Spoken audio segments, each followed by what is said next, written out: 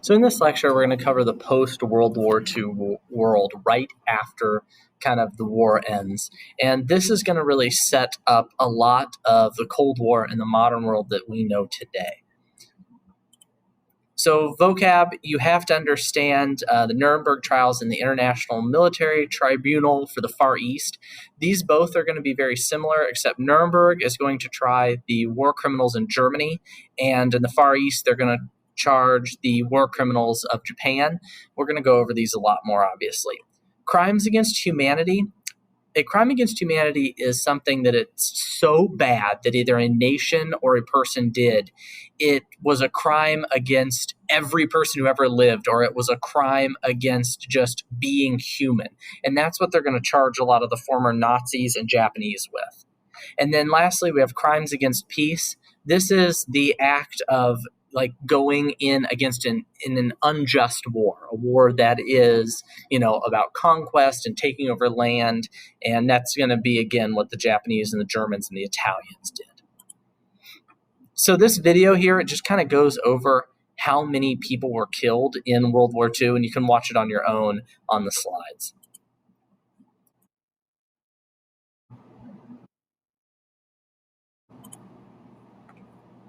So the aftermath of World War II is even more destructive than World War I. There's roughly 35 to 60 million people dead worldwide, probably 2 or 3 times that many wounded and mentally scarred because of the war, and whole swaths of Europe, Asia, the Pacific are totally destroyed. I mean, you can see from the pictures here that there's quite literally nothing left of these cities. They don't even look like cities anymore. And the world for the second time has to grapple with this idea that it's essentially destroyed itself and nations are in total chaos and total ruin. So in Europe, the economy, like we said, is totally destroyed. You can look at all these pictures and just see some of these are Soviet cities. There's Berlin.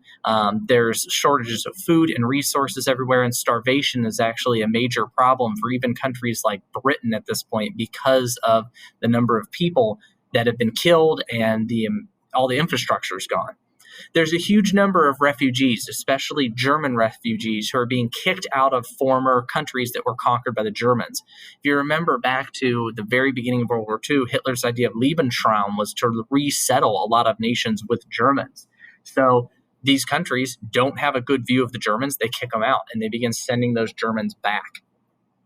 Europeans have a huge mental shock, though. They are shocked again at the devastation, and the goal is going to be prevent this from happening again, especially with the United States and the Soviet Union being such strong nations. Asia is essentially the same situation as Europe. The economy is completely destroyed in China and Japan and Korea, and huge numbers of refugees everywhere. The Japanese had done the same thing. They had been settling their own citizens in Korea and Manchuria, and those Japanese colonists are expelled from those areas. So suddenly, not only is Japan completely leveled because of the bombing and the combat, it also now has to contend with a bunch of refugees coming back to Japan who have no jobs and no home. So kind of think about this. Imagine that you are the government of either the United States or the Soviet Union. You're the 2 remaining superpowers on the planet. And what are you going to do with this new post-war world where, especially the United States, you're the most powerful country on the planet? So the U.S. and the Soviet Union are at very, very good positions at the end of the war. The United States even more than the Soviet Union. The United States works closely with its allies, and the plan is to rebuild democratic nations. That's kind of the U.S.'s idea to prevent another world war. So I'll do this in green. You can see the U.S. kind of and its allies control these areas in blue, and it's split kind of down Central Europe this way. And they want to rebuild democratic nations because their idea is democratic nations don't go to war against each other. And that way, it'll make it so another war doesn't happen. The USSR, on the other hand, they want to focus on never being invaded again. This is the second time Germany has invaded them. So what they want to do is they want to control this area in Eastern Europe as a buffer zone between them and Germany, and France for that matter. So if anybody ever tries to invade the Soviet Union again, they have to go through all these other countries, and the Soviet Union can be prepared for that invasion. You can see that these kind of ideas, they don't line up very easily. These satellite nations are going to be under control of the Soviet Union, and that's exactly what the Allies want. What everybody can agree on is that Germany has to undergo denazification, erasing the Nazis from Germany, kind of getting Germany to renounce those Nazi ideas. Italy turns over into democracy. They had been doing this since Mussolini was executed.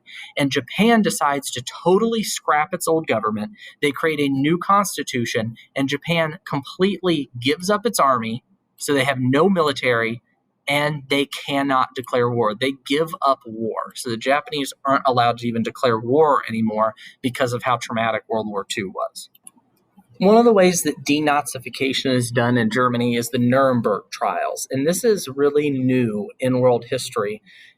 The leaders of Nazi Germany are going to be tried by the world for their crimes against humanity. So there's two goals. One, find the Nazis, hunt them down, bring them to justice. Two, they want to prove the crimes that the Nazis did, prove that the Holocaust happened. Believe it or not, there are people that believe that the Holocaust didn't happen. So the idea was this trial will present the evidence so people know that it happened and know it was real. And they try the Nazis for crimes against humanity and crimes against peace. The Nazis, a lot of them are, you can see them all sitting up here. A lot of top Nazis are hunted down, they are tried, and they are executed by the Allies for their crimes. The significance is this creates the international system of law that we kind of have today, that leaders can be tried for crimes they commit against their people or in other countries. Now, the same thing happens over in Japan with the Tokyo War Crimes Tribunal. This is the goal to try the Japanese war criminals for crimes against humanity and crimes against peace.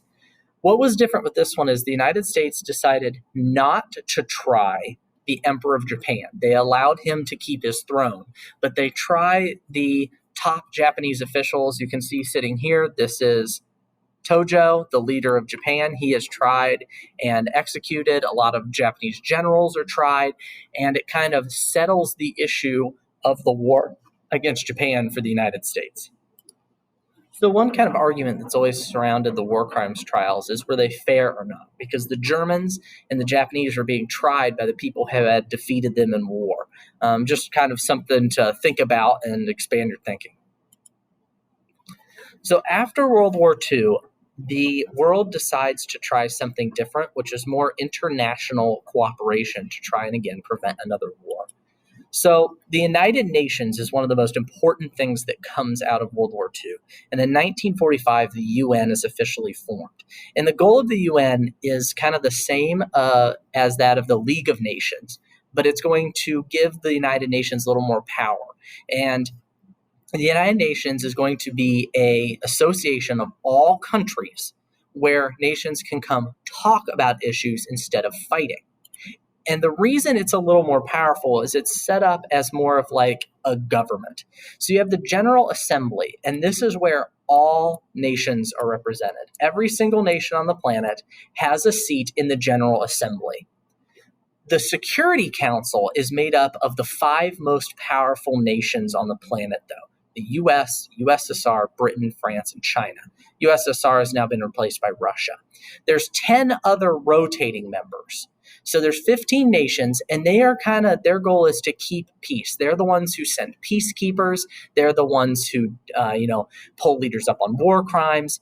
And one of the things that's really controversial is right here. The 5 permanent members, so these guys up here, are able to veto any decision made by the General Assembly.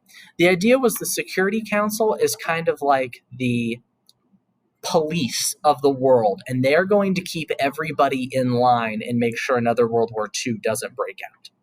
The final piece is a Secretary General. Think of this guy as kind of like, or this woman is kind of like the president of the UN. Doesn't actually have that much power, but they're the spokesperson. They are the organization of the UN. They bring issues to the General Assembly and the Security Council so that the UN kind of functions a little more like a government and can actually respond to problems in the world. So kind of out of this idea of international cooperation also comes the World Bank and the International Monetary Fund, the IMF. So the World Bank was originally created as a bank where countries could go buy or borrow money, and it was founded to help rebuild Europe. The goal was to encourage the development of poor areas, because if people have jobs and people have money and people have water and people have food, they're not going to want to invade their neighbors and take it. And again, it prevents a world war. The IMF is meant to create economic cooperation between countries, because if countries are relying on each other, again, they're less likely to go to war. It assists nations in bettering their economy, because that's kind of what drove everything. If you remember, without the Great Depression, there's no Mussolini, there's no Hitler, there's no ultranationalist Japan, there's no World War II. One of the things that comes out of the IMF, though, is the US dollar becomes the currency that they use mostly. This is going to be huge because it allows the United States to essentially become the world's economy. And we see that today, where the United States is a lot of the focus of the world's economy. So kind of think about this question, and it'll help you understand this stuff, is why would all these international organizations, the UN, the IMF, the World Bank, be created directly after World War II? So I hope this helped you understand the post-war world a little more. If you have any questions, just let me know.